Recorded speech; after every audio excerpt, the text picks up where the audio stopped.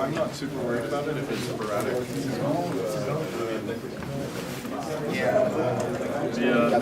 Après, le truc, c'est que tu poses la question, les gens ils se parlent entre tout ça, et on a parti du scrapping de merde. Ouais, d'accord. Du coup, t'as pas payé quelqu'un à 160K pour faire ça. C'est vrai que moi, je. Du coup, après, si t'as envie de pick up là-dessus. What is Docker? Docker? Well, Docker is an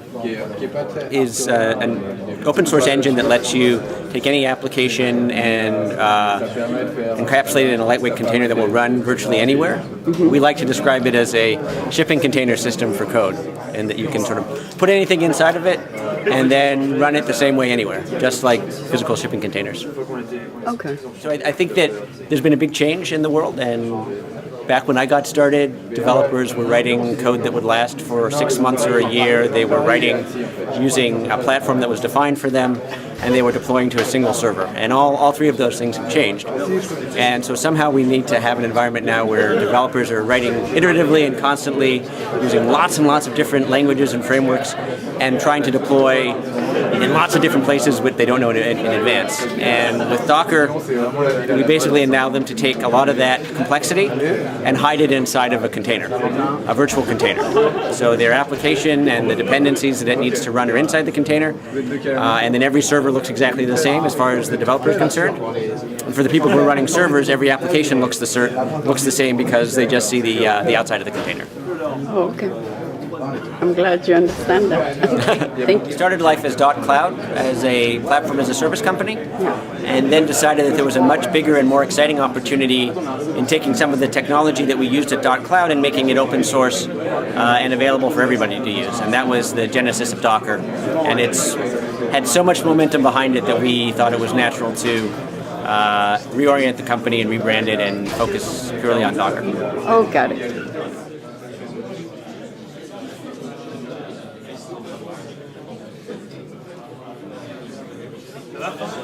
On les connaît tous, ces directeurs aussi. T'as déménagé 2 fois en une semaine, c'est bien. C'est voilà, je suis retourné. C'est pas mal. Mais il y a un trou comme ça dans le mur de salle de bain. Ouais, c'est pas grave, c'est pas grave. Au moins, voilà, c'est résolu. Non, je... Alors tu vois Tu es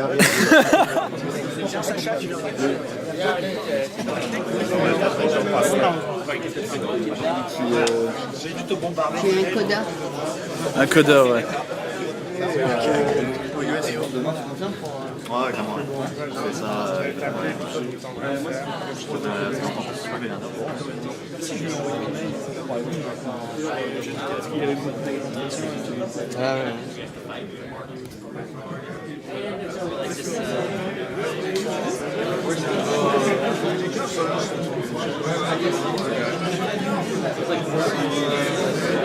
Slides.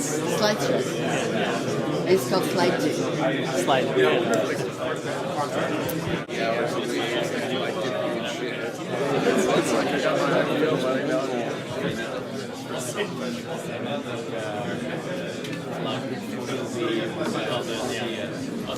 Alex came up with the idea of like this is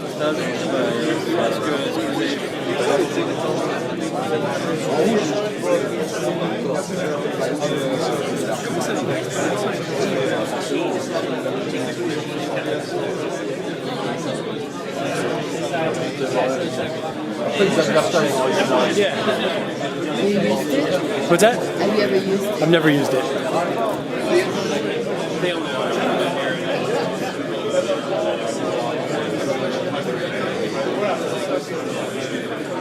So actually,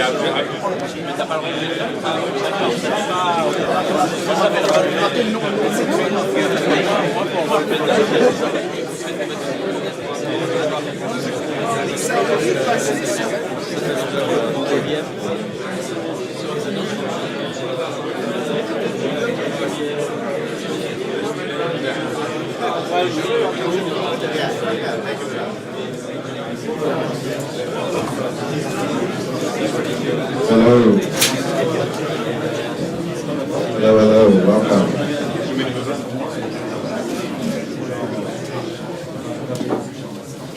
All right. Got a great crowd here. There are a couple random just chairs here. Don't be shy. Come in, make friends with your neighbors, etc. First off, thank you everybody for coming. My name is Blake Haggerty. I work here in San Francisco for Rackspace.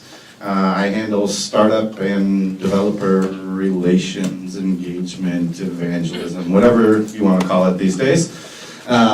Anyways, we've got a great panel here for you today, but first I wanted to thank everybody who made this all happen. And it's quite a list this time to put this all together. So first off, we've got the French Alumni Network. A bunch of you are probably part of that. Thank you guys for helping us put this all together. We also have while42, more French. Rackspace, the Docker team, VMware, ZeroVM, and also locally here, this is Geekdom, which is a co-working space owned by Rackspace.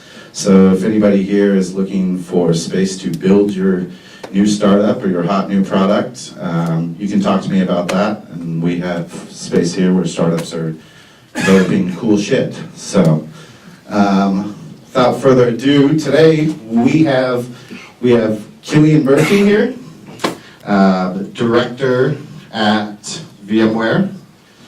We have Ben Golub, CEO of Docker, and Blake Yeager, director at Rackspace, but heading up the ZeroVM product. And for our moderator, we have Reza Malekzadeh.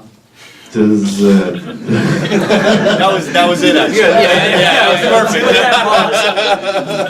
perfect. Reza has a really cool background. I think he was senior director at VMware, then moved on to Nimbula, which was then acquired by Oracle, correct?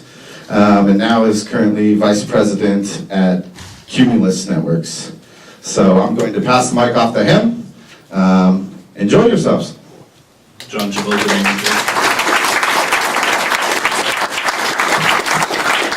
Great, thank you very much. I actually want to extend again thank you to Rackspace and Geekdom for hosting us. It's super exciting to have these guys support the panel and allow us to come here and give us food and drinks, which is great. So, and great to see so many people here.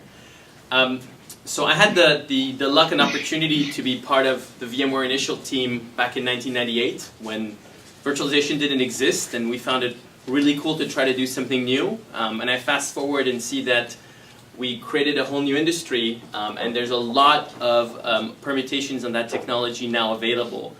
So I think it's super exciting to try to hear from you guys about all these new permutations of the technology and how they affect the developers. So what I'd love to do is ask you each to introduce yourself, talk a few minutes about your background, and kind of the technology that you're representing. Obviously, I've been told there's no sales pitch here happening. And then so that the audience can get a feel for where you're coming from, and then we can dive and have a few questions. And I believe there's a tool you can use at this URL to request questions, and they would be posted, and so then we can get some audience questions as well from there. So without further ado, Killian, you want to get started? For sure. Bonsoir, madame, monsieur. Je m'appelle Killian. I grew up in Ireland. I studied French in secondary school, and but I finished that maybe 3 years ago, maybe 4. So not so good at the French anymore. So I'm Irish. I was really looking forward to getting some nice French wine, but this is Chilean, so kind of disappointed. So I've been in the U.S. Quite a while. I did some startups out here in the Valley for a while, engineering stack, and then I joined Credit Suisse in New York. I worked as in the CTO team there for a while, and amongst a variety of other things, I worked with a bunch of virtualization and containerization technologies. So things like Solaris Zones, which is a containerization technology, and their LDOMs, which is regular virtualization, vSphere, Virtual Server, if anyone remembers it, Microsoft stuff, and Hyper-V, and a bunch of other stuff. And the IBM guys had stuff as well, I guess. And so we actually built an internal private cloud there. So I ran a dev team on that, and we spun that out. It became a company called Dynamic Ops, and I worked with them for a little while I was at Credit Suisse to help build that business. And then, is anyone here from New York? No, good. All right. So then my wife got, close your ears. My wife got pregnant. We were like, oh my God, we're going to have a New Yorker for a kid. So we stuck everything in a truck, drove to San Francisco, and I needed a job. I joined VMware, and next thing you know, VMware acquired Dynamic Ops, so I couldn't actually escape the technology. At VMware, I joined the team that became the Cloud Foundry team. It wasn't called that when I joined.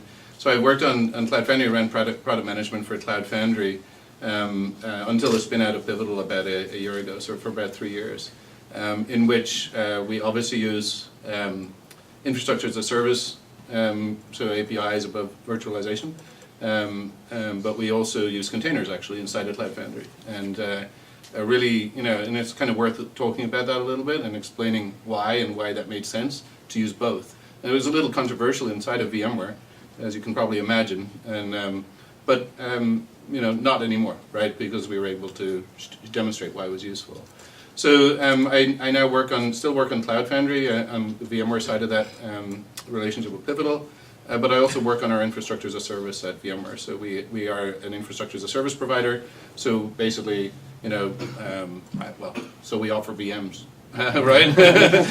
For one thing, and there you go. I'll hand it off to Ben, who's the Docker dude.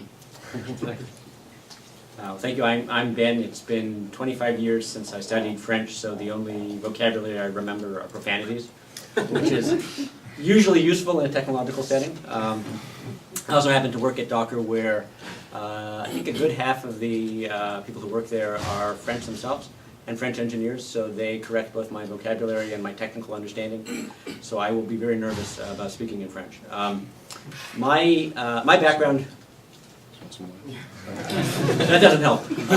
Actually, they would be offended if I drank Chilean wine. They convinced me that Chilean wine and California wine is undrinkable. So I'll stick with water. So Docker is my 5th startup. So if I were to say what I've tried to do in my career, it's to try and find times or places where there's big change, disruptive change, and where there's a need for some technology or some infrastructure to make a new world possible. So my first startup was my first failed startup was trying to set up a business school in Uzbekistan right after the Soviet Union fell. So that didn't work. I think we thought that all we had to do was teach people to read a balance sheet, and then democracy and free markets would flourish. In any event, I left that, went on to joined VeriSign at the time in 1996, right when the internet was really just getting going, and was employee 40. And at that time, nobody really knew what the internet was going to be about, whether it was buying or selling dog food, or trading stocks, or distance learning. But you kind of knew that secure transactions had to be part of it, and was fortunate enough to be with VeriSign for 8 years. I then left VeriSign to become CEO of Plaxo. At the time, the social web was getting started, and we felt we needed some infrastructure to connect people. Plaxo was sold to Comcast. I then became CEO of Gluster, which is open source storage file system.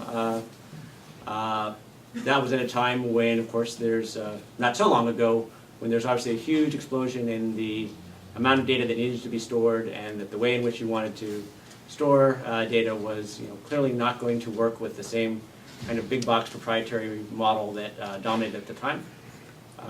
We sold Gluster to Red Hat in 2011, and then after at the beginning of 2013 ended up at Docker. And I think of all of them, I think Docker and the world that we're in is perhaps the most exciting, because if I were to look back when I got started in the business, if you were coding something that was going to last a year or 2 years, you were building something monolithic on a stack that was defined for you, and you were deploying to a single server. And all 3 of those things have changed. Development is iterative and constant. Applications are built from loosely coupled components that are themselves built from the best available of thousands of different languages and frameworks. and where you want to deploy is anywhere. And that can be a laptop, it could be a physical server, a virtual server, an OpenStack cluster, a public cloud, private cloud. And there's so much opportunity for sort of liberating the creativity of developers and liberating the creativity of folks who want to build flexible infrastructures. But there was a need for a format that enables that to happen. We can talk about the inspiration later, but I think that we're in the middle of a huge revolution in how the world works and how computing and how applications are going to be built and deployed and run, and I think that containers and VMs have a huge role to play in that. All right. So my name is Blake Yeager, and I work at Rackspace. I'm the director of Next Generation Markets, which is a fancy way of saying I lead the ZeroVM team inside of Rackspace. You can also refer to me as the other Blake, since Blake Haggerty is the Blake here in the Bay Area, and I have beard envy, so I'm a little jealous. To give you guys a little background about myself and ZeroVM, I actually joined Rackspace the first time about 5 or 6 years ago when they just started working on something called Cloud. The Rackspace offering at the time was called Moso, and I was part of the team that kind of rebranded and relaunched that as the Rackspace Cloud, and then was part of the team that created OpenStack and launched the OpenStack project, which was a really fun, exciting time to be at Rackspace. I then left and spent a couple years at HP working on the public cloud for HP, which also happens to be based on OpenStack. And then this past summer, I decided that a big company like HP wasn't where I wanted to be long term, and I started looking at other opportunities. I had actually met the ZeroVM team. There was a little company called Lightstack that created ZeroVM. I had met them when they were a part of the Techstars Cloud program in San Antonio, Texas. And so I had been introduced to them, had been introduced to the technology, and it was a technology I was really excited about. And so I joined that team back in August, and then Rackspace approached us in September, and we wound up getting acquired by Rackspace in October. So now I'm back at Rackspace again, but still working on what I think is a really exciting kind of next generation technology.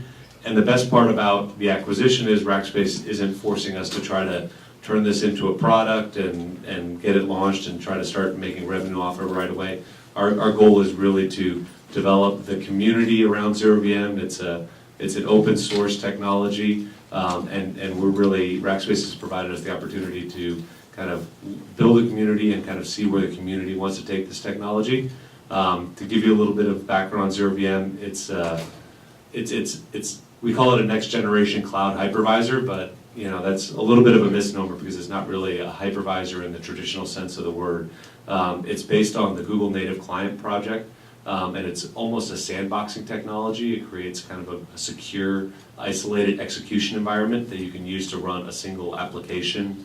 And basically what service providers can do is they can allow their end users to run any arbitrary code securely inside of a multi-tenant public cloud environment. So if you have data right now that you store in an object storage system in the cloud, right now you basically, if you want to do any processing or manipulating of that data, you've got to actually extract it out of that system into either download it locally or load it into a compute cluster, do your processing, and then store the result. So with ZeroVM, service providers can actually allow users to execute and process their data natively inside of a public cloud multi-tenant environment. So. Cool. Thank you guys for the intros. I realize you each come from different companies that can compete at times, cooperate at other times, and I don't want the focus of the panel to be on that. I'd like the folks here to be able to leave the panel with an understanding that if my needs are A, B, and C, what is the right technology that I would want to take a look at, and why would I want to use that technology? So with that kind of in mind, and considering your rich technology backgrounds, I'd love to first start by establishing what the differences between these three approaches are, right? What is a VM? What is a container? You talked a little bit about the ZeroVM approach, but maybe, Killian, because you've been on the Cloud Foundry piece and VMware piece, do you want to share a little bit the differences between a VM, a standard full-blown VM, and a container, and what the benefits are? Sure. You guys aren't going to jump in my head, right? Not yet. All right. Well, I'll do my best, and maybe you can correct me. So, virtual machine is what it sounds like. So, in the beginning of virtualization, generally the virtualization layer ran actually on top of a host OS. Nowadays, we generally run what's called a hypervisor on the bare metal. And so every machine running on the physical machine is virtual, right? And they're completely isolated from each other. So the job of the hypervisor is essentially to virtualize or share the underlying physical hardware.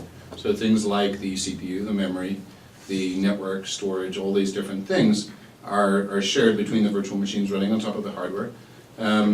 What that means in particular, right, is inside of each VM is a hardware stack, and then an operating system stack, and then applications.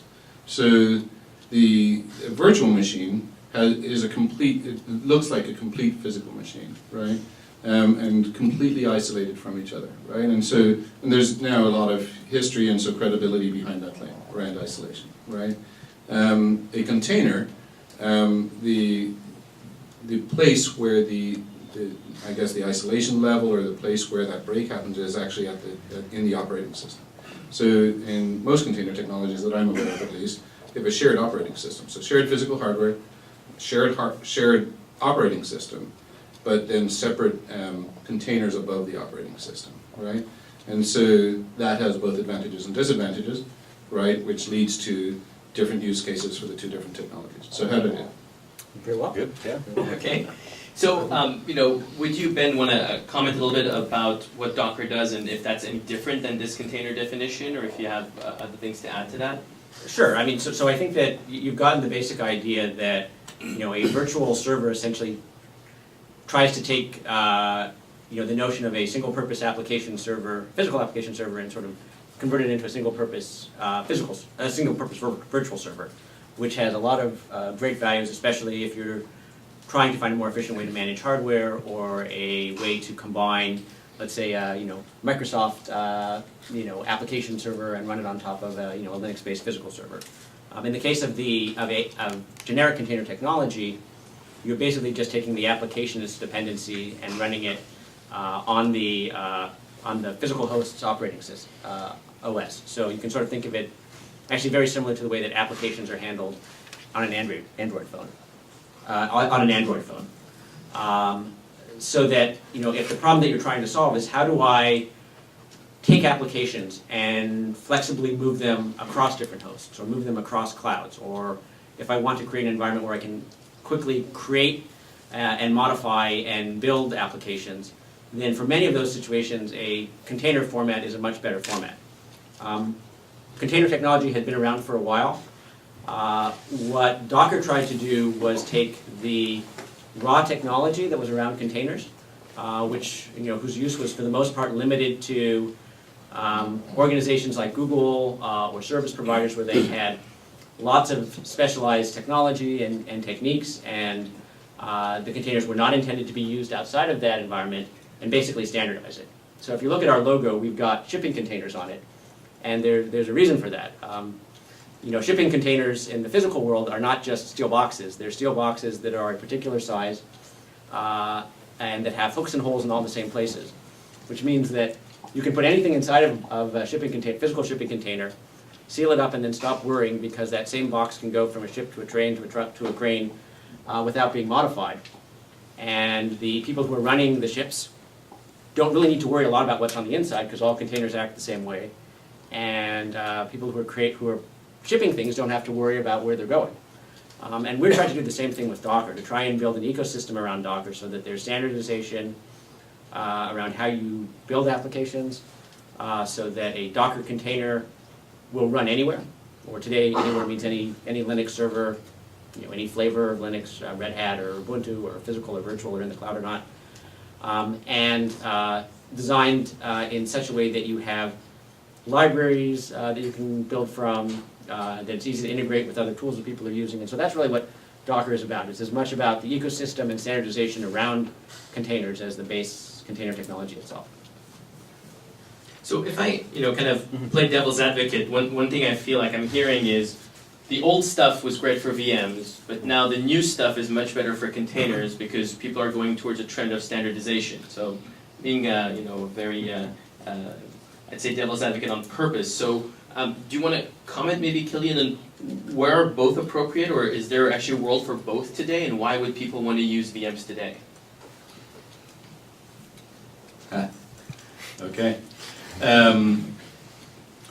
Well, let's think about why VMs are useful, and then I think we can figure out why they're still useful. So a lot of VMware's customers, firstly, got a lot of value just in consolidating physical hardware, right? So that was the big early sell for vSphere. How people use VMs today? Let's just be clear. There's different virtualization technologies. And they have different capabilities. But basically, what you're trying to do is create get fast access to a complete virtual machine. So something that looks like a physical server. So get it quickly, right? Spun up on an infrastructure as a service, maybe one that you own, right? So your own private cloud or public cloud, right? Something like Rackspace Cloud or Amazon Cloud or the one that I work for, vCloud, private service. That virtual machine is yours, right? Everything inside it is yours. You own the operating system version. You can put whatever you like inside that operating system. You can rely on it being entirely, anything you do in that operating system only impacts you. Anything anybody else does outside of the virtual machine will not impact you, right? That's not an entirely true statement, because obviously if they blow up the data center, your VM dies, but you get the idea, right? It's isolated and encapsulated. So the reason we used containers in Cloud Foundry, right? So let's just talk about that a little bit, because containers have a few advantages, right? So we used containers for a few reasons. The first was we were offering, when we ran cloudfoundry.com, a beta service. We wanted to serve lots and lots of people cheaply, right? And it gave us lots of density, right? So lots of containers takes up less capacity than lots of VMs, right? First thing. Second thing, though, and this is, so obviously the vSphere guys take this as a challenge and are working on fixing that, right? But the other thing that really doesn't take away from it at all, inside of Cloud Foundry there's a worker virtual machine, or lots of them, and when we stand it, and so Cloud Foundry is a platform as a service, I should say that, right? And so essentially it's automated, it's doing automated deployment of your app. So it's standing up your application inside of a virtual machine, right? So we have an agent inside that virtual machine, listening in a message bus, getting a message saying, hey, stand up this app, here, get the app data from this place, and then it stands it up, right? Now, that app is anybody's app, it could be your app, right? And if you're a naughty person, you might decide, hey, I'm gonna go and mess around with their network, and maybe I'm gonna puke on their data store and send funny messages on their message bus and things like that. So we wanted to isolate the app within that VM, right? And so that's why we run it inside a container, inside of the VM, right? So there's a role for, especially in that use case, right, of where we're running third-party code, and we have an agent-based deployment of that third-party code. We want to isolate that code, and so within the VM, right? So that's why we use containers and VMs in Cloud Foundry. VM's incredibly powerful in, I can give you just some examples of how we were using virtual machines. In cloudfoundry.com, or in these kind of a public PaaS service, many hundreds, if not thousands of virtual machines, right? And so we can create those virtual machines basically just by calling an API, right? Put code inside of them, right? And configure it and so on, so all these virtual machines talk to each other. They can be on different networks, talking to different data stores, so we can have all kinds of security. And that can be completely disassociated from the physical infrastructure, right? So the way that they access storage, networks, everything else is completely separate from how it's actually laid out physically. But then when we wanted to do an update of the software that we were running, we never patch the existing code. We always create a new virtual machine.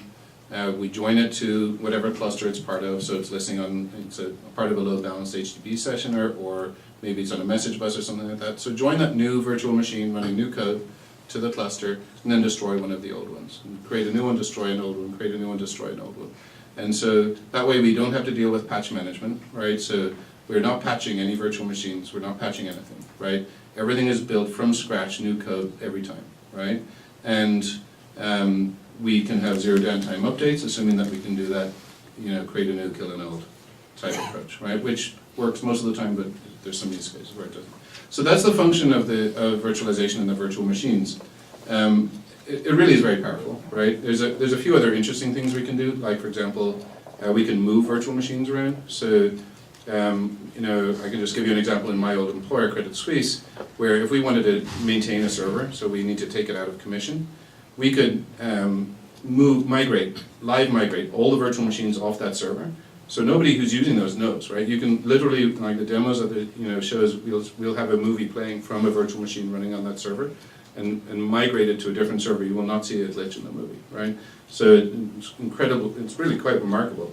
We can move all the virtual machines off that server and then turn that server off. And nobody knows that that server went out of commission, right? So that's incredibly powerful, right, being able to do that. And we do load balancing and all that kind of stuff. So that's what people use virtual machines for. You know, different virtualization technologies have different capabilities, and so they use it in different ways. But there's some examples at least. Now, I'm sure you guys are going to talk about how great containers are in different use cases, right? Yeah. Yeah, I think it would be great, Ben, if you could talk a little bit about use cases for containers. And there's a couple of questions from the audience that are you know, creeping up on the top of the list around you know, the security and the isolation of containers, and whether, you know, if a container, you know, is compromised, does it take down the host, or what are the impacts there? I mean, how solid is that infrastructure? Sure. So you know, I'll sort of, I think, start by agreeing with Killian that I think that server virtualization is a tremendous technology. There are plenty of circumstances where that's the right answer. There are plenty of circumstances where containers alone are the right answer.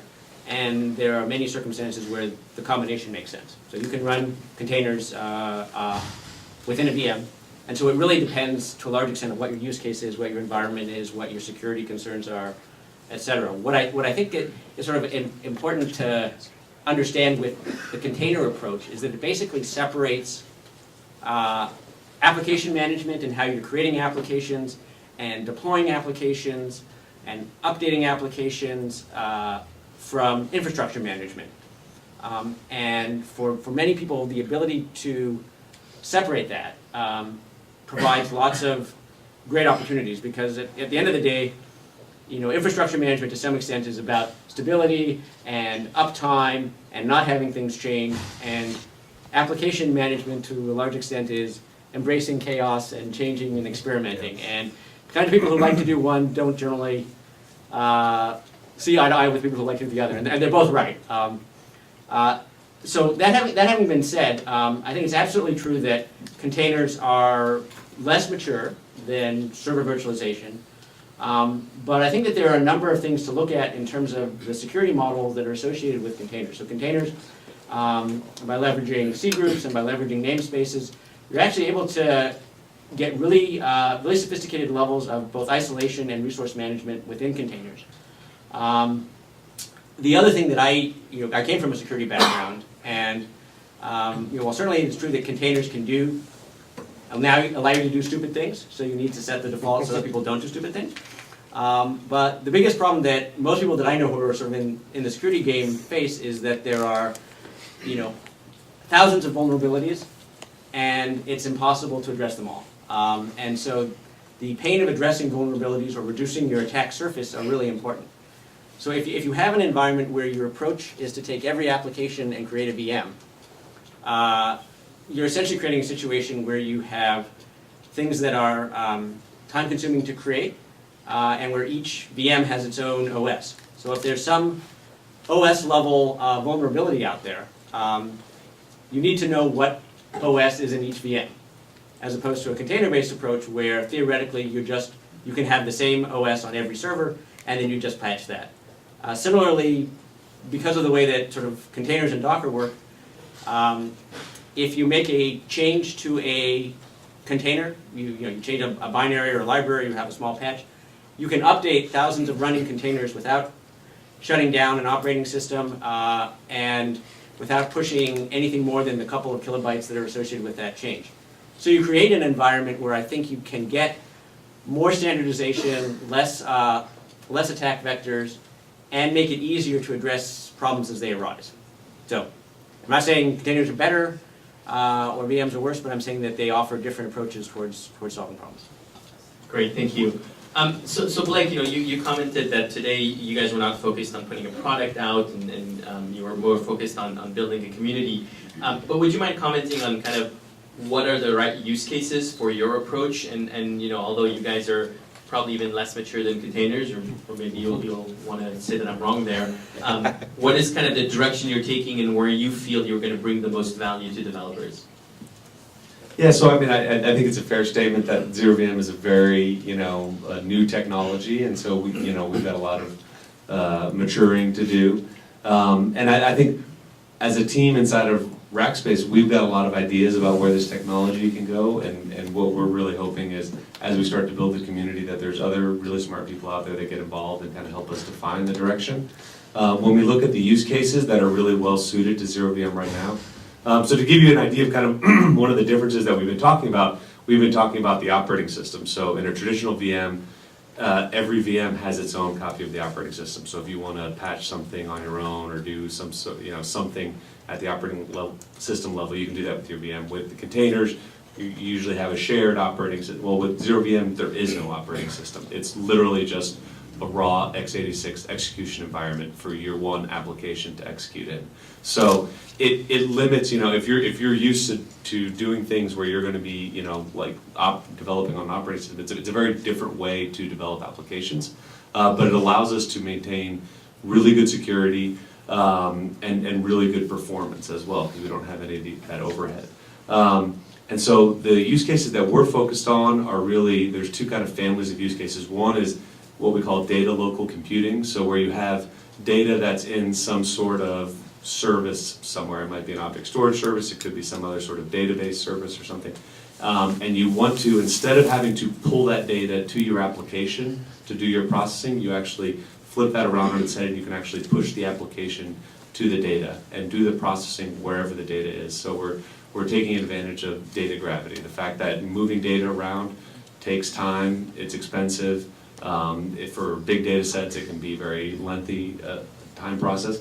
And the other kind of family of use cases that we're really focused on for ZeroVM right now is these simple scale-out architectures. So if you're willing to develop within the constraints of the ZeroVM execution environment, what you wind up with is an application that is inherently horizontally scalable.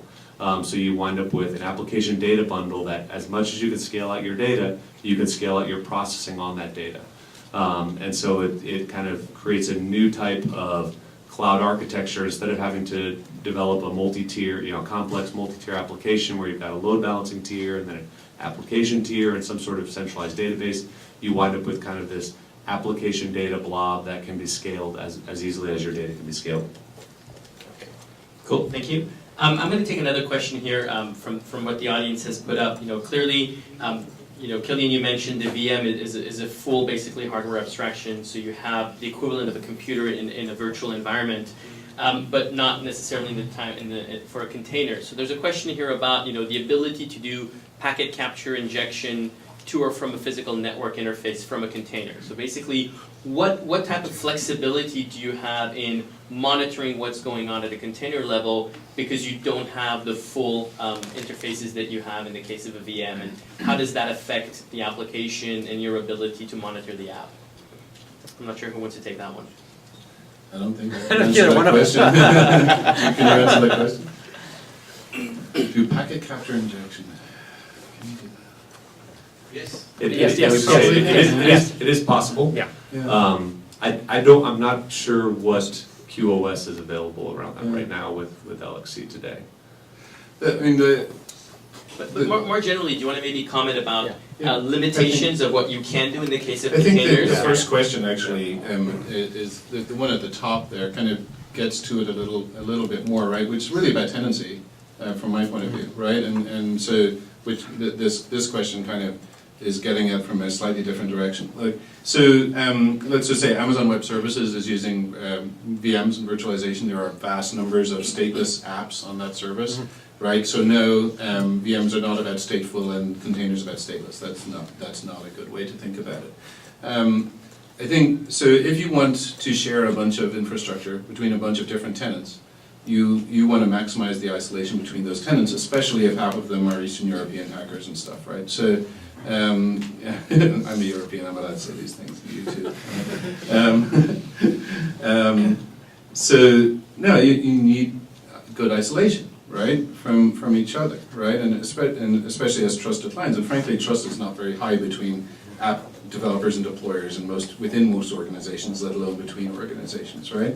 So that isolation is crucial for running in a multi-tenant environment, right? And so you shouldn't think of multi-tenant as being us and them. Multi-tenant can be app A and app B, right, and that they don't take each other out in some way, right? So, you know, there's tremendous value with virtualization of virtual machines there, right? From my point of view, you know, you were talking about managing apps using containers, right, and versus managing infrastructure. But you know, if you're managing apps at a production level and so on, you know, versus messing around, I'm paraphrasing you. I don't know how you actually said it, but so you know, if you're a developer, containers are fantastically useful. There's no question, right? You know, so I've been using Docker for the last few weeks to play around with it, try a bunch of things. It's really quick and easy. Guess what? I've been using it inside a virtual machine running on my Mac, inside of Fusion, right? Very common, you know, I presume that's a very common way that people use it, right? So, you know, I create a virtual machine, I run Ubuntu or something like that in there, and then I was deploying Redis and things like that in there, right? So the container is more useful, I think, for extremely agile deployment of apps, management of apps, but probably more in a development context, right? That's how I would say, and then sometimes used with virtual machines and sometimes not. So there you go. Oh, okay. Yeah, I mean, so I probably have a slightly different view of the world. So I think containers really and Docker, I think, you know, have a real value proposition about making it very easy to iterate and build and update applications. So there's a very useful story around application creation and building. There's also a very useful story around application deployment. So that when an application is created and is in a final state, essentially you can state that any Docker image in any Docker registry can be run in seconds on any Docker host that has access to that registry without modification. So, you know, I don't believe that it is the case that you can make the statement that Docker is only useful for playing around but stop at production. That having been said, I think that there's a subtlety here, which is that with Docker and our approach towards containers also can interact with each other. And so there's, you know, for more complex applications, you can define how containers interact with each other, how they share volumes, how they set up networking. And so it is absolutely the case that we have users out there today who are using Docker in production, people like Baidu and Yandex and Mailgun, who are running very sophisticated applications at very high scales with very high levels of uptime. That's even though we ourselves say that Docker is not ready for prime time. So we say it's not ready for production, they cheerfully ignore us. But I would say that it is also the case that for many use cases, the right answer is to run Docker inside of a VM. So rather than running, you know, 1,000 different VMs, you know, you have 10 VMs, each of which is running 100 containers, and that's a perfectly reasonable approach. Right. But aren't you going to have like additional overheads in performance and management, or how do you actually manage that environment if you keep running them inside other things? Well, no, I mean, so I think you certainly have much less overhead if you have 10 VMs. So containers tend to have a lot lower overhead than VMs, just because, you know, you're not, you know, you don't have a separate guest OS, you don't have, you know, trying to, you know, replicate the entire, you know, virtual disk and things like that. But often the right trade-off, there's some trade-off that you want to make in terms of the type of isolation and management tools that you have versus overhead. So running 10 VMs, each of which has 100 containers, is certainly less overhead than running 1,000 VMs. And for some applications, you know, scale-out type applications, the right answer is, you know, containers on bare metal. In others, it's containers inside of VMs. and in some cases, the right answer is straight VMs. And I think it really depends on what your use case is and what it is that you're trying to do. But I think that people need to understand all of these technologies, including ZeroVM, to find the right answer. Yeah, so if you don't mind, I'd like to answer the top two questions right now. They're kind of related and they're similar, and they're about kind of isolation and QoS and security using containers. And this should really be headed towards Ben, but I think hopefully maybe you guys will believe it more if I tell you. But I think so. There was a lot of FUD, and some of this is actually based in truthfulness. A couple of years ago, I think containers the technology had not evolved enough, and I'm not talking about Docker now, I'm talking about the underlying containerization technology. So LXC in the case of Docker, OpenVZ is another alternative out there. And the idea with the container is we don't want to have all the overhead of virtualizing an entire new set of hardware for every virtual machine, so we're going to share some of these resources and we'll create a much more lightweight container to give people.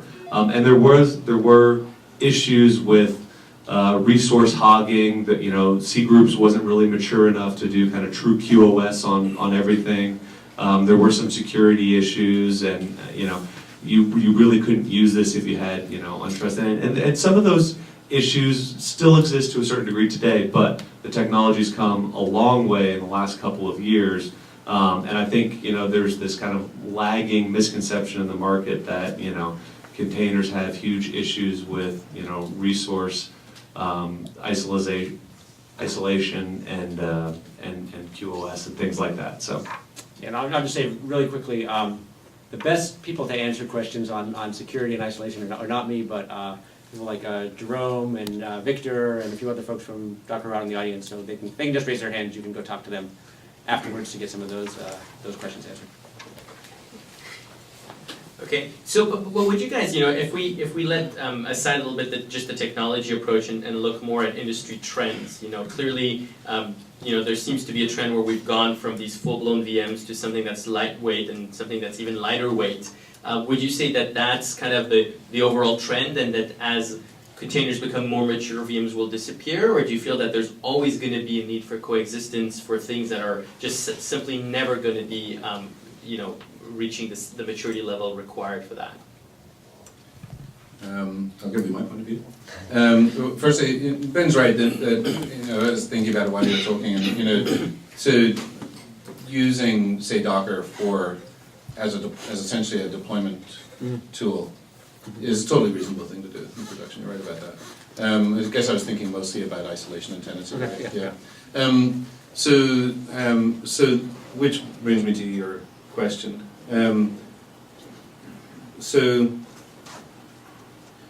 Essentially your question is, do VMs ever go away, right? So look, when you're running on containers, every tenant running in containers on the same host is coupled with the same operating system, right?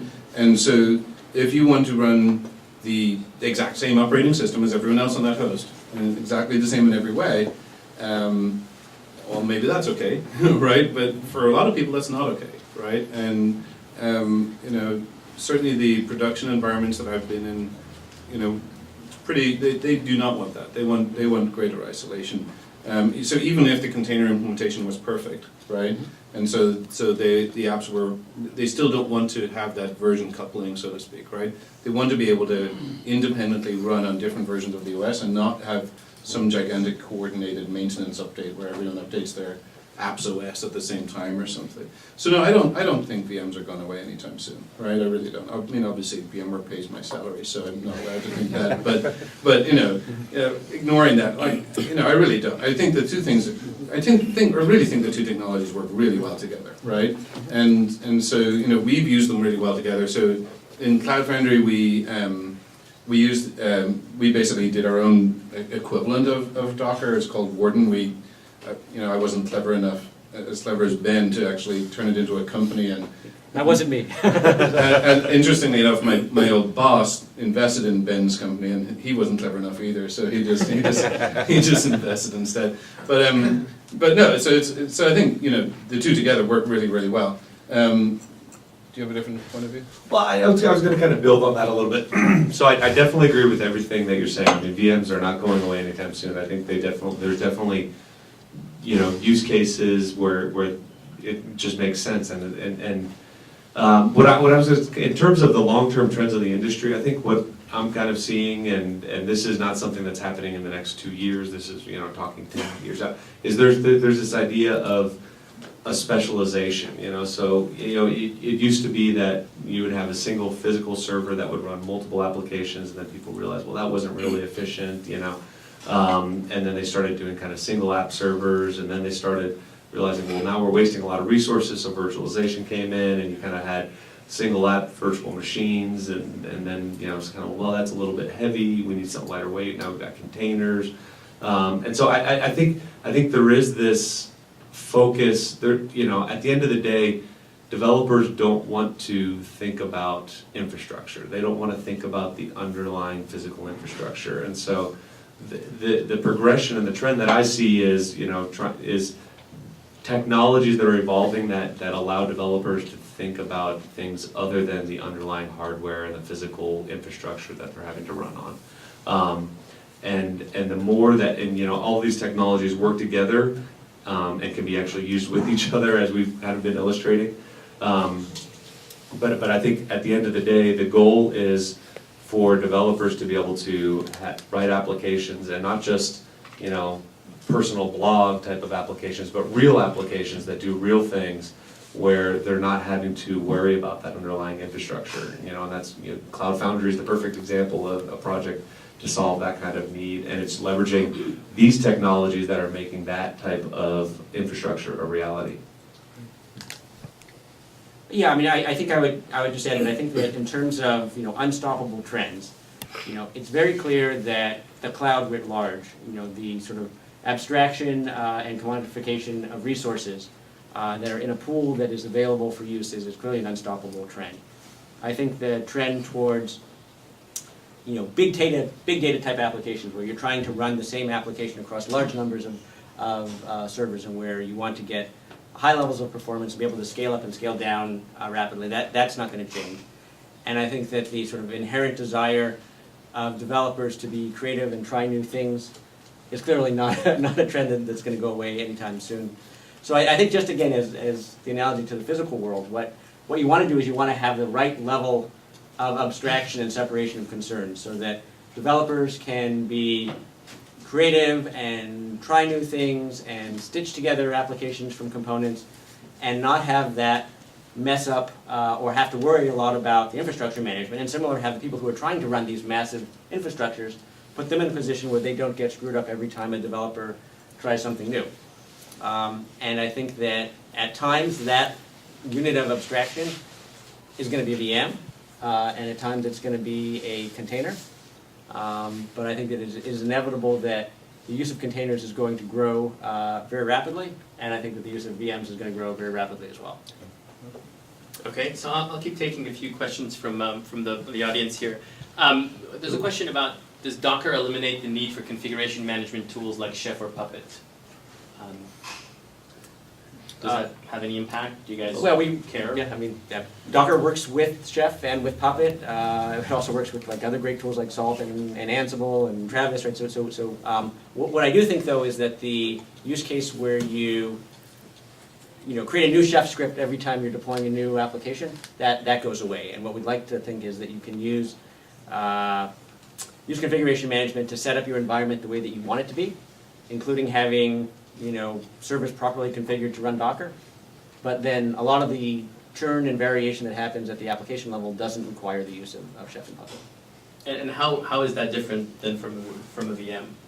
Why is it actually different from a VM? So Yeah. that requirement of use of those configurations. Well, I would say, so I think when you think about the difference between a VM and a container, and then you think about the difference between Docker and a VM, so Docker does go up into some of that configuration management and image management for you, whereas just kind of a plain container and a plain VM wouldn't. And so, it could, depending on your application design, you could just eliminate Chef and Puppet completely and use Docker for that. Now, I think the much more likely case is you're going to use Docker for some of that, and probably Chef and Puppet or Ansible or Salt, whatever your configuration management technology is, and use those together. But but Docker does really, it's more than just a container. It's a container plus versus a traditional just VM. So I'm saying it's not a fair comparison, is what I'm saying. Do you want to add anything, Elliot? Not particularly to that. This bottom question, I think, is actually a really useful one to illustrate some of the differences and trade-offs with containers and VMs. So do you mind if I grab that? Go ahead. So, and so you guys jump in here. So it's basically saying, could containers be used on clients to replace images, right? So look, containers are basically processes with extra stuff, right? So extra isolation. They're on top of an operating system. So as far as I know, there's no containerization technology, at least worth much, on Windows. Yeah. Right? I don't know of anything on Mac OS, though maybe there is, which to me means there isn't anything in say, for an iPhone, for example. Now, maybe I'm wrong and you guys can correct me, but so there's excellent containerization technology in Linux, and there was, and I presume still is, in Solaris and stuff like that, right? So so there hasn't been the same level of standardization at the operating system layer as there has been at the physical hardware layer, right? So the physical server world is basically an x86 server world, right? Admittedly, at the phone level, that's not quite so. It's a little bit more heterogeneous, right? But the emergence of handheld devices and so on has completely fragmented the operating system market. So in the container world, you are making a bet on an operating system to a large extent, right? And I think that's worth, I thought that question was quite a good way of pulling it out. So could they do that? Yeah, but as long as they're using an operating system that supports containers. And so, there you go. What do you guys think?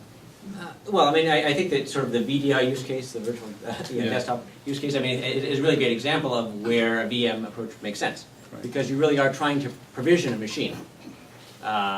And so having a virtual machine is the right approach.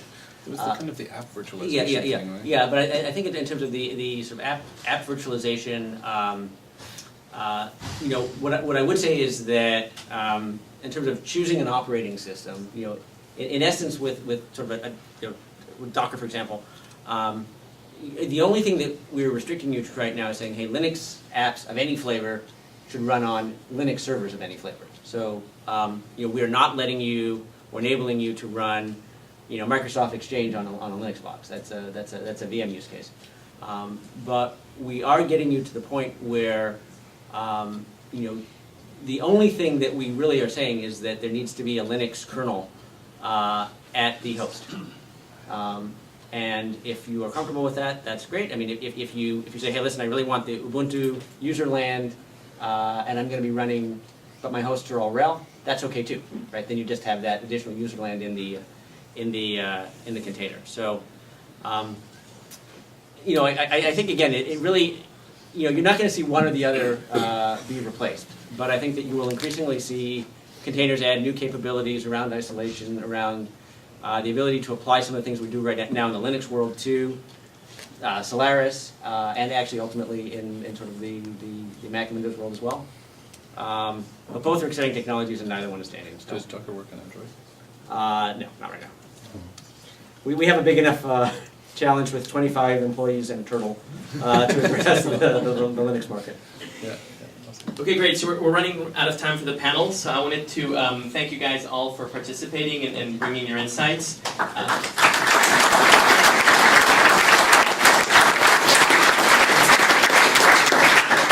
If VMware ends up buying Docker, then Jerry will have made double on his investment. Yeah, I guess. But thank you again. I think, Julien, you want to take a group picture? Do you want to do it now?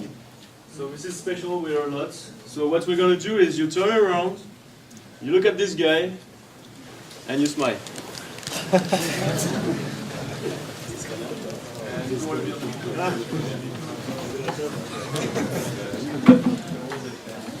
Yeah, no gangster.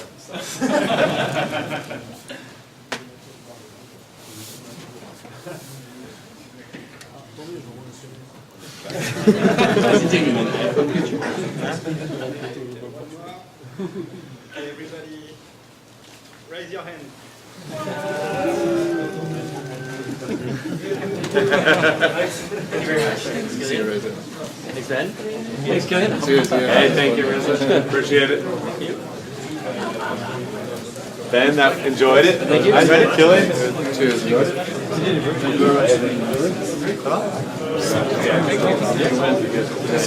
Thank you. Thank you very much.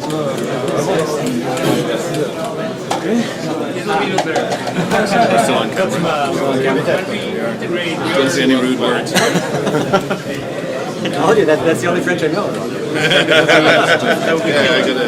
Tu veux faire quoi là? I'm wondering what swear word you should dire aujourd'hui. Well, they're actually probably now phone because they're. I've started. No, I was 6'3" when I started. I started my first. I joined the Mail. They did very well. I was 3 days in college there. And I did another couple in the Valley, which was hard. Didn't make it. So after that, I needed to make some money. Definitely good use cases. Oh, they're wonderful. No, I love them. It's great. Hey, how you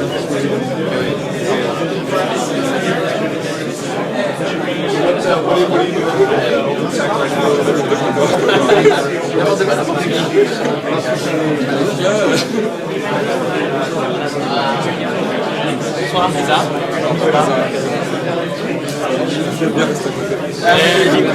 J'ai vu que ça parlait français.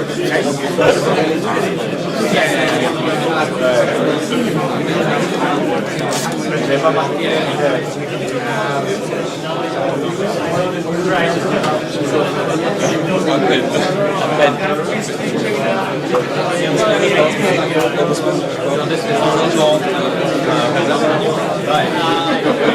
Well, actually, what I will recommend, I'll take it anyway. There is a Docker meetup.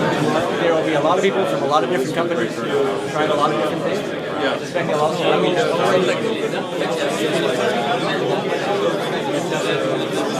Ouais, tout à fait. Tout à fait. T'auras un seul jeu. Comment ouais, là, franchement, tu vois.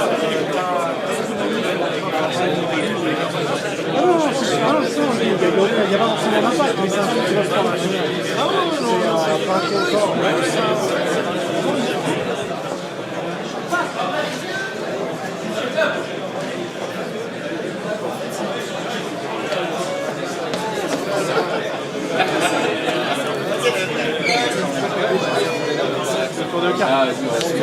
Docker, ah bah oui, d'accord. Mais on n'est jamais été dans l'enquête, donc c'est en train d'arriver là, donc c'est un moment qui est un peu excitant.